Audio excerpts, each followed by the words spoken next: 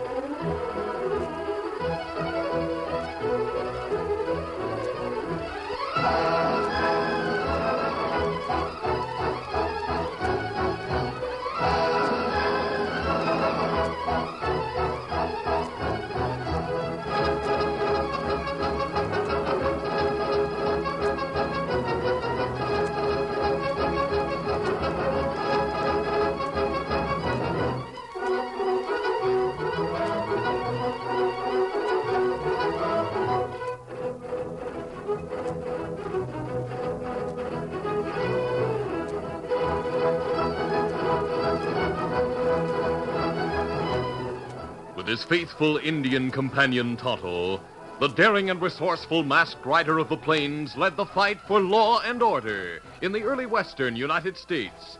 Nowhere in the pages of history can one find a greater champion of justice. Return with us now to those thrilling days of yesteryear. From out of the past come the thundering hoofbeats of the great horse Silver. The Lone Ranger rides again. Come on, Silver. Let's go, big fellow. I'll Silver. Hey!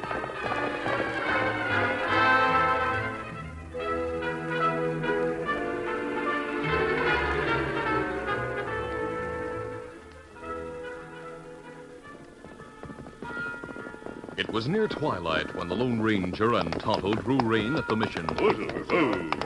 Their old friend, the Padre, who had been told of their approach by one of his Indian converts, met them at the door with a greeting. Welcome, my son. It's good to see you again, Padre. Will you not dismount? Thank you. Easy, fella. Well, what brings you back to my humble mission? Not trouble, I hope. No, Padre. I'm in need of silver bullets and horseshoes. I expected Jim, the man who makes them for me, to send you a supply so I could pick it up without going out of my way. I received a letter from a man named Jim last week. He wrote that he would send a box of such supplies to the mission and asked me to hold it for you. The shipment would arrive on today's stagecoach. Look. Dust cloud on trail. The stage is coming. The driver isn't sparing his horses. Kimasabi. Me see feller lying on top. It must be the shotgun guard. Something wrong. Is the coach going to stop? Yes, the driver's setting his brakes. Padre! Say, who is that masked man? Do not be alarmed. He and the Indian are friends of mine. What ails your guard? He's dead. Dead? What happened? 2 road agents plugged him. They held us up at the Tellicote Creek Bridge. Otto, climb up and take a look at the guard. Let me do that. No. Driver, where is the bridge? 5 miles west of here. The owl hoot headed south along the creek bank after the holdup. Can you describe them? All I'm sure about is that they had bandanas over their faces. Where are your passengers? I wasn't carrying any. No gold either. Just mail and express, and the road agents took all of that, including a heavy wooden box addressed to you, Padre. It must have been the box from Jim. In the hands of outlaws, its contents may prove dangerous, my son. Yes, you're right, Padre. Guard dead, Kimasabi. All right, then jump down. Let me come. Now into the saddle, steady, Silver, easy. Easy, Scott, easy, fella. Where you think outlaws go? It's probable that they're now riding downstream in the creek, trying to cover their trail. Why you say downstream? Because the creek flows rapidly down from the mountains. It's very hard to ride against a swift current, as all Westerners know. That's right. Them fellers bound to be in hurry. The creek winds toward the mission. By taking a shortcut, we may be able to head them off. Driver, you better go on to San Marco and notify the sheriff. Right, I'll be in San Marco within an hour. Get on! Get up there! Get on! Adios, Padre. Adios. God protect you, my son. Come on, Silver! Up, Scout.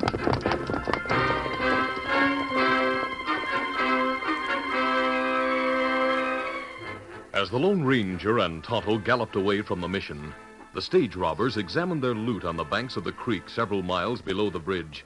They were Rawhide Norton and Pony Joe Mills, both wandering outlaws who had no criminal records in that part of the West.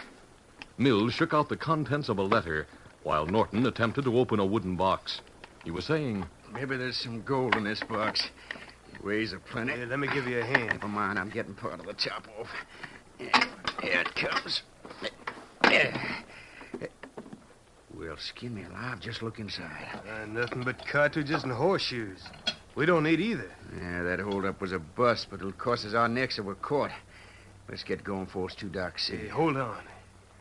Get this horseshoe. Take a closer squint at it. Huh? Thunderation, it's silver. So are the bullets in those cartridges. Where was that box being sent? Here, let's see. It was addressed to the padre of a mission down the valley. Why would a padre want silver bullets and horseshoes? Why would he want bullets of any kind? Whoever expressed the stuff must have figured on him holding it for somebody else. I reckon you're right. But that only makes it tougher for us. The somebody else you mentioned may come after us as well as a posse. Yeah. What'll we do, Joe? We're almost broke, and I don't know of another hold-up job in these parts we'd be able to pull. Yeah, the bullets and horseshoes should be worth something. Yeah, we can't sell the stuff while it's in that shape. It'd be a dead giveaway. Hey, we'll store it in our saddlebags. We'll melt the silver into a bar as soon as we find time. Right. Yeah, hold the bags open. I'll dump part of it in each one. Yeah. All right, go ahead. There go the shoes. Hey, Rawhide, where'd that box come from? The sender's name isn't on it. But it must have been expressed from Argentado. That's where the stage line starts. Between there and the bridge, the coaches only stop to change horses. Yeah, here go the bullets. You know, Rawhide, a fellow who can make bullets and horseshoes out of pure silver must have a scad of it around. He'd make rich picking. Right. But how are we going to find him? It may not be so hard. We're not known hereabouts, and the stage driver can't identify us. We'll go to Argentado and listen to what's being said about the holdup. Good idea, Joe. There'll be a plenty of talk about who lost what. We'll soon find out about this box. We better get back into the saddle again. Right, easy, boy. We'll take to the water and ride downstream a few miles, then circle back to town. All right, come on. Come on. Get it. Get it.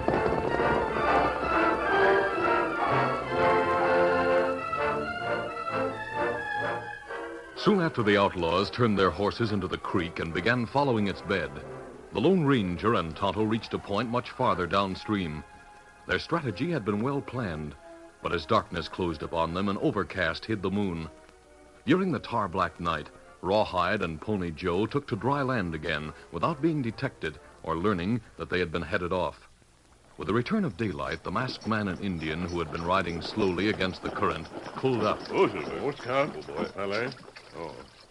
Outlaws not come this far, Kimasabi. Perhaps we missed them by reaching the creek too late. Well, then not pass here. Water clear, shallow. Me not see where hoofs turn stone or scratch it. And they must have left the creek somewhere ahead of us. The banks here plenty low. Make good place to turn out. Look at the upstream bank I'm pointing to, Tonto. Ah, hoof prints there. And where them go? They lead out of the creek and into a ravine. Head your horse out of the water and we'll follow them. Come on, Silver. Get 'em up, Scout.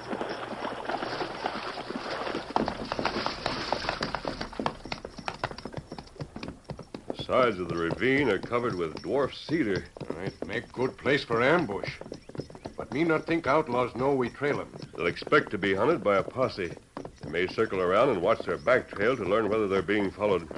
What we do? I'll keep on tracking them through the open ground. You ride through the cedar breaks. Stay well back and keep pace with me. Me savvy. Get 'em up, Scout. Come on, Silver.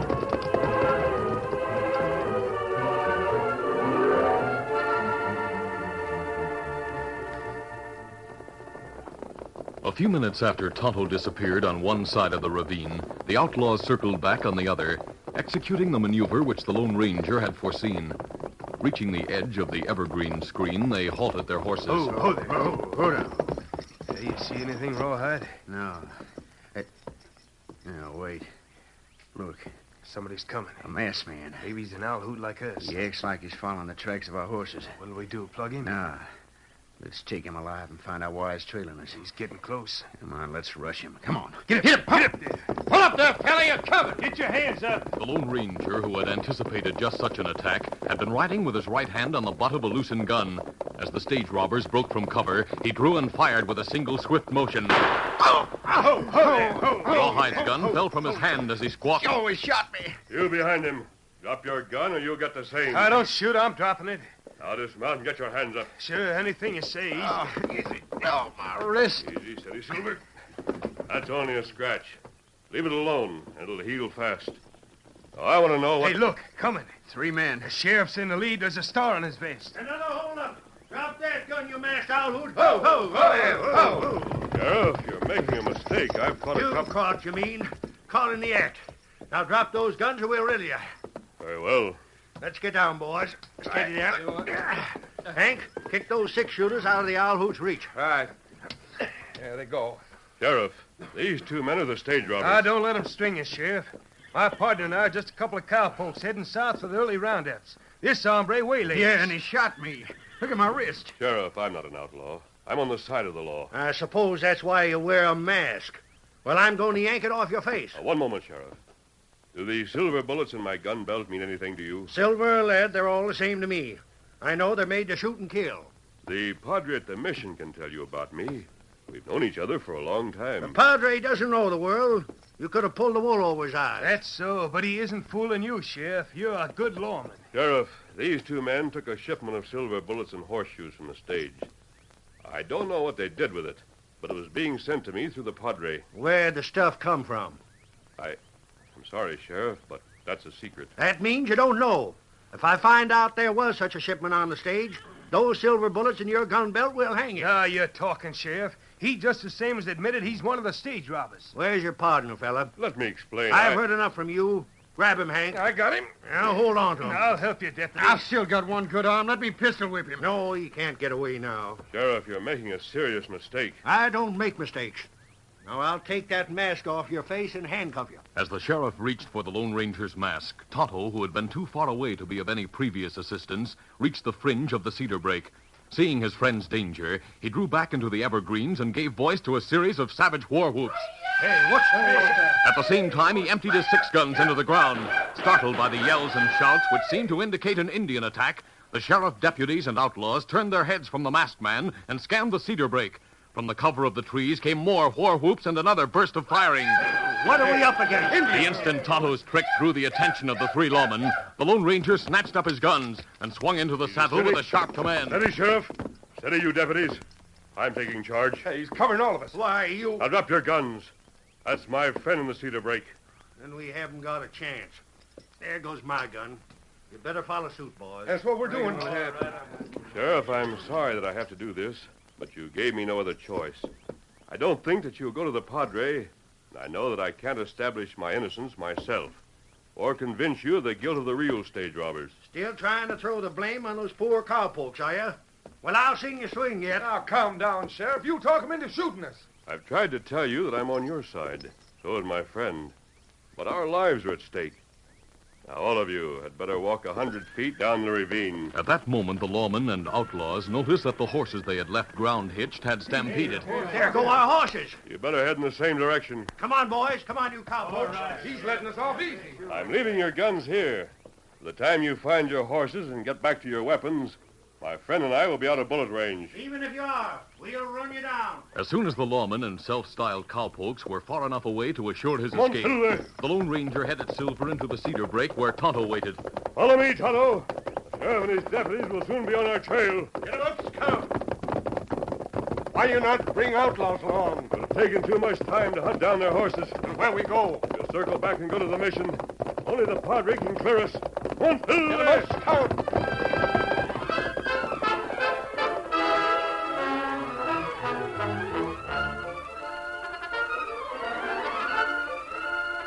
The curtain falls on the first act of our Lone Ranger adventure. Before the next exciting scenes, please permit us to pause for just a few moments.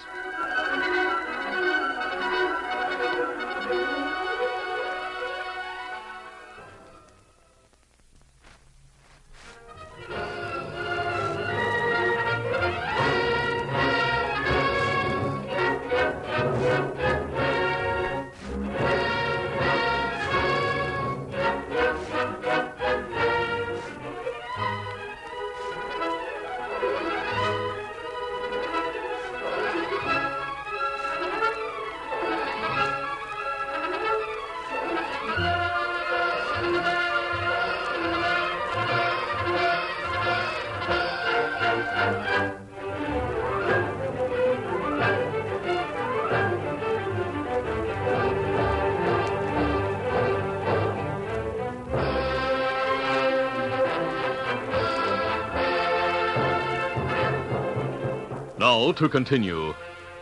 It was the following day when the Padre returned from San Marco, where he had seen the sheriff on the Lone Ranger's behalf. He found the masked man and Indian waiting outside the mission stables with their horses. Smiling, the venerable priest reported, My son, it is well that I spoke for you. The sheriff was greatly outraged by the ruse which enabled you to escape from him and his deputies. It was only after a long and, I fear, a rather heated discussion that I was able to convince him of your innocence. Thank you, Padre. Is he holding the real outlaws? Oh, they slipped away from him soon after your escape. Then we have gained nothing. They cannot evade divine retribution. But maybe them kill more people before them die. Better we go after them. Tonto, we're not equipped to hunt them now. Yesterday's ride almost wore off Silver's shoes. You used up most of your ammunition in the cedar break. I've only a few cartridges left. What we do? I'll have to use iron shoes on Silver for the time being. It isn't far to Argentado, so we'll go there first. I'll wait outside the town while you buy cartridges and have Silver shod. We're not likely to lose much time. Oh, me savvy. And when we start... Right now, steady, Silver. Steady, Easy. Scout, steady. Adios, Padre. Adios, my son. Come on, Silver. Come on, Scout.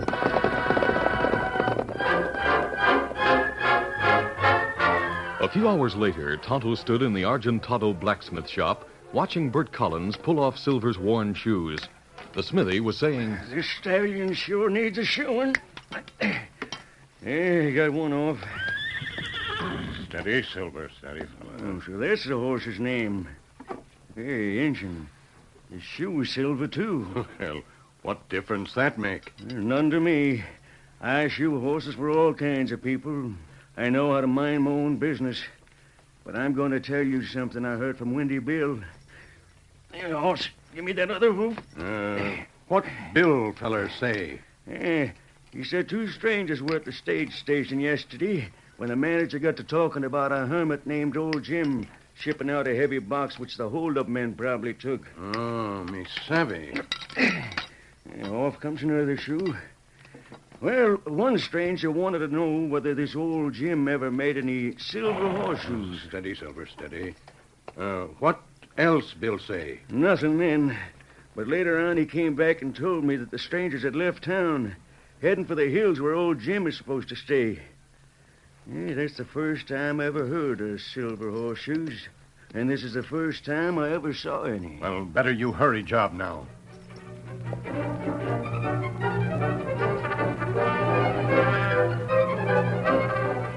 Tonto bought cartridges. Then, when Silver had been shod with iron, led him back to the outskirts of town where the Lone Ranger waited. In a few words, he told what he had heard at the blacksmith shop. The masked man swung into the saddle, saying, Easy. Tonto, that means the outlaws are trying to find Jim in our mine. And maybe Jim in danger. He may be dead even now. The crooks have been able to trail him to the mine. Them have one day's start. Yes, we'll have to ride hard. Come on, Silver! Come on, Scout.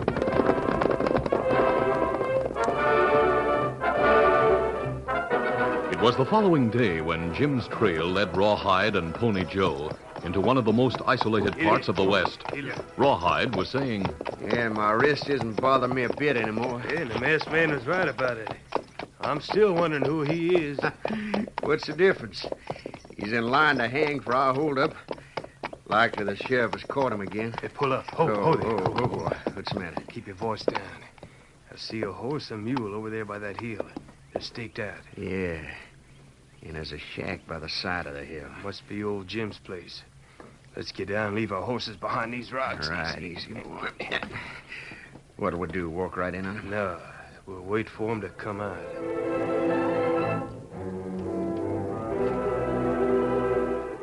Old Jim, who had known the Lone Ranger before he donned a mask, was busy in the hillside shack which served not only as his living quarters and workshop, but as an entrance to a rich silver mine which he owned jointly with the masked man.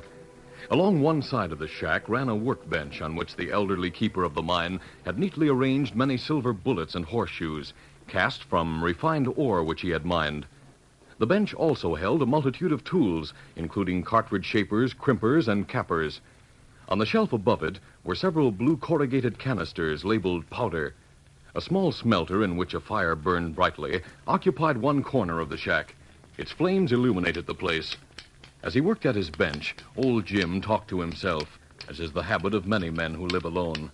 He was saying, Well, I reckon it must be time for supper. First off, I'd better fetch me a pail of water from the spring. There's nothing like fresh water. Thunderation is dark already. Get your hands up, fella, pronto. What's this all about? You heard me. Up with your hands or I'll plug you. Here, I've got 'em up. Now, back up into your shack. We're coming after you. All right, that's far enough. Now stand against the wall and stand still. Take his gun, Rawhide. Yeah, I've got it. You keep him covered while I search the place. Hey, look at the silver stuff on the bench. Yeah, and I'll bet he's got more than that. All right, where is it, old man? You see all there is. I only mined and smelled all when I need it. I don't believe you. Hey, Joe, look at what he had stashed in one of these powder cans. Yeah, what is it? Silver dust. And it's plenty heavy. I never knew silver came in dust like gold. It doesn't. This must be what he ground off the horseshoes. Careful, fella. Don't drop that can. It's filled with fulminate of silver. What? Fulminate. It's a high explosive I use in the percussion caps I put in cartridges. You can't string us, old fella. And don't tell me that you're telling the truth either. Listen, who ever heard of silver blowing up? We'll melt it down right here in the smelter along with the bullets and horseshoes. And none of it can be identified. You fools, you'll kill all of us. I'm getting out of here. Hey, Rawhide. Hey, dodge me. He's getting away. I'll stop him. You got him. Fell outside by those rocks. Come on, let's take a look. Yeah. I didn't want to kill him so soon.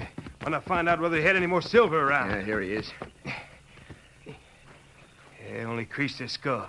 He's still alive. And let's keep him alive and make him talk later on, when he recovers consciousness. Right now, we better tie and gag him, then carry him back to the shack. What's the use of lugging him all the way back to the shack? He can't yell or get away. Yeah, that's so. All right, we'll just leave him here while we melt down the silver. Come on. Right.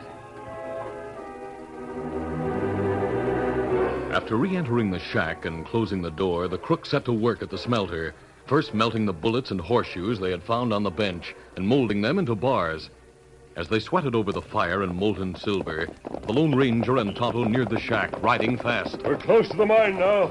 Quarter moon coming up. Soon it make light. Better we leave horses here. Scout place on foot. Yes, that's what we'll do.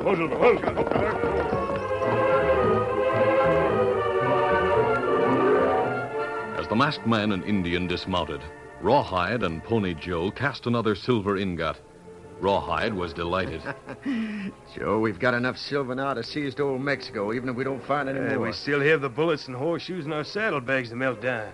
Go get them. Yeah, let's melt that can of silver dust next. All right.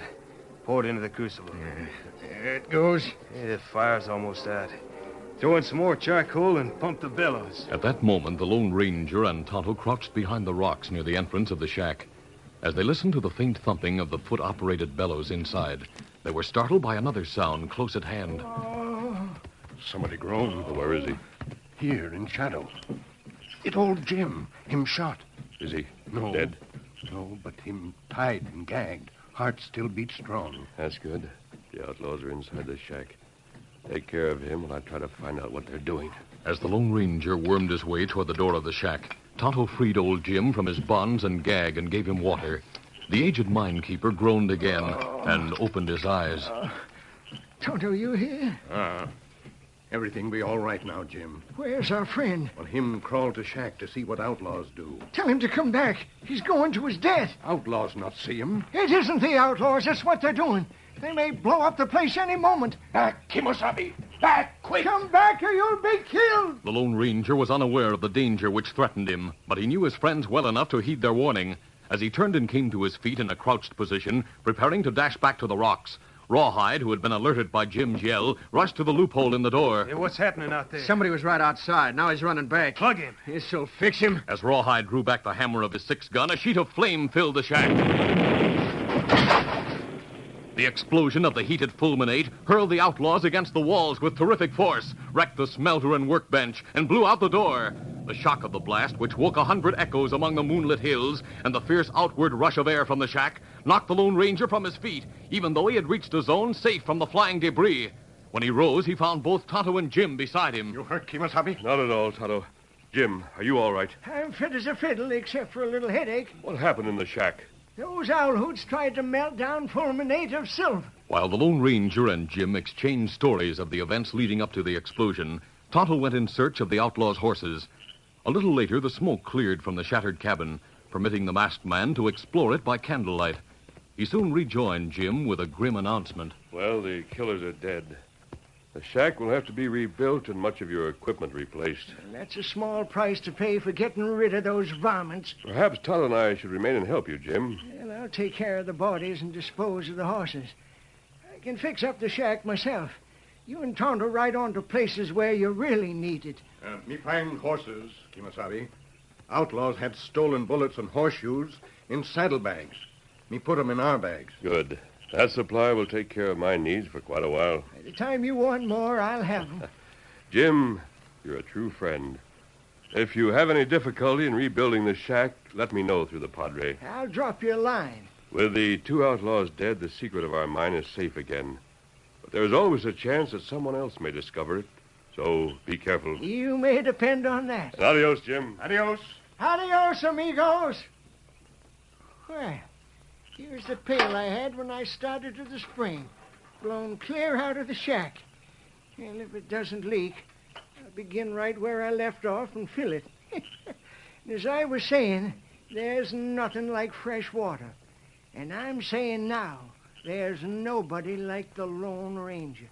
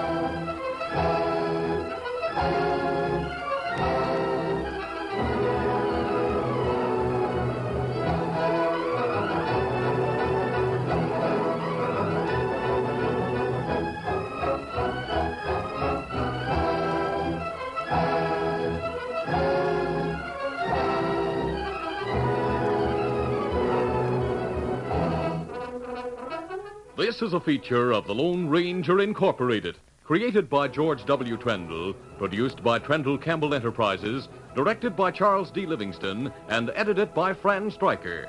The part of the Lone Ranger is played by Brace Beamer.